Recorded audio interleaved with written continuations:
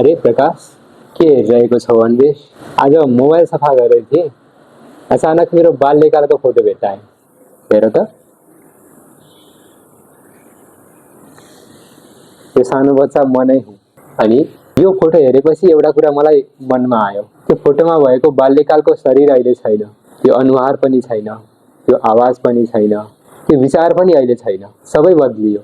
तर आज पनि मलाई लाग्छ म त उही मान्छे हुँ, राम्रो। अनि हिजोको संवाद सम्झन्छौ?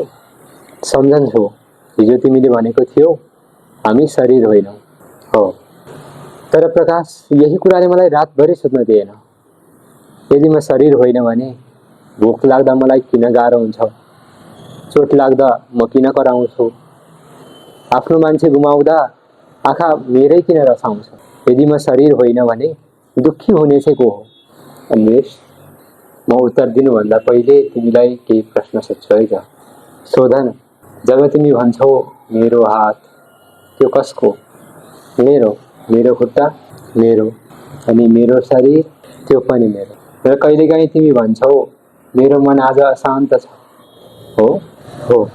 यदि शरीर पनि मेरो, मन पनि मेरो भने म चाहिँ को हो? प्रकाश, यही त म विचार गर्दैछु, तर केही निष्कर्ष नै आइरहेको छैन। एउटा कुरा भन है त, पुरानो लुगा च्यातियो भने तिमी पनि च्यातिन्छौ? प्रकाश, लुगा च्यातिन्छ, म होइन। किन? किनकि लुगा मेरो हो, म लुगा होइन। श्रीकृष्णले अर्जुनलाई पनि यही दृष्टान्त दिनुभएको छ।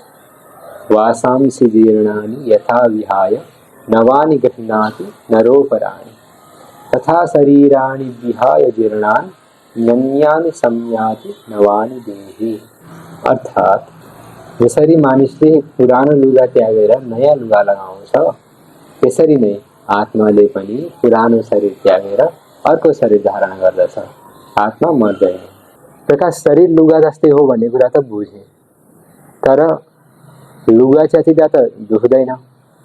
शरीरमा थोरै घाउ लाग्यो भने पनि हामीलाई पीडा हुन्छ। ठिक छ, तिमीले चलचित्र हेर्दा कहिले रोएका छौ? धेरै पटक। किन? नायक तिम्रो आफन्त थियो र? होइन। अनि किन रोयो त? किनकि त्यतिखेर म कथामा हराएको हुन्छु, आफूलाई त्यही पात्रसँग जोड्छु। हो, ठिक, यही शब्द सम्झ, जोडे। आत्मा दुखी हुँदैन, तर आफूलाई शरीरसँग जोड्छ, त्यसैले शरीरको पीडा आफ्नै पीडा जस्तो लाग्छ। मैले बुझेँ, तिमीलाई अझै प्रष्ट भएको छैन, होइन त? अच्छा, अर्को प्रश्न गर्छु है। तिम्रो बाइक छ? छ। यदि कसैले तिम्रो बाइकमा ढुङ्गा हान्यो भने रिस उठ्छ? स्वाभाविक रूपमा उठ्छ। अझ नयाँ बाइक छ अहिले त। किन? किनकि त्यो मेरो हो। अनि त्यही ढुङ्गा बाटोमा उभिएको अर्को बाइकमा लाग्यो भने त्यसमा त त्यति फरक पर्दैन। त्यस्तो चाहिँ किन अन्वेष?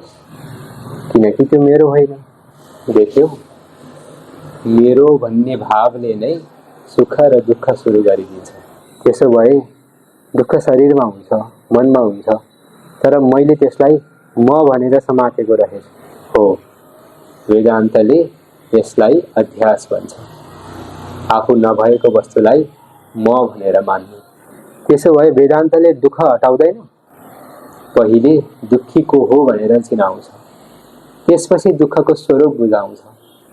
प्रकाश, आज मैले एउटा कुरा चाहिँ बुझेँ। सायद म दुःखी छु भन्नुभन्दा मेरो मन दुःखी छ भन्नु धेरै सत्य रहेछ। आज तिमीले वेदान्त सुनेनौ, वेदान्त सोच्न सुरु गर्यौ। अनि प्रकाश, यदि आत्मा जन्मदैन, मर्दैन भने हामीलाई मृत्युको डर चाहिँ किन हुन्छ? पहिला आजको कुरालाई चिन्तन गर। यो कुरा हामी अर्को संवादमा गर्ने है त।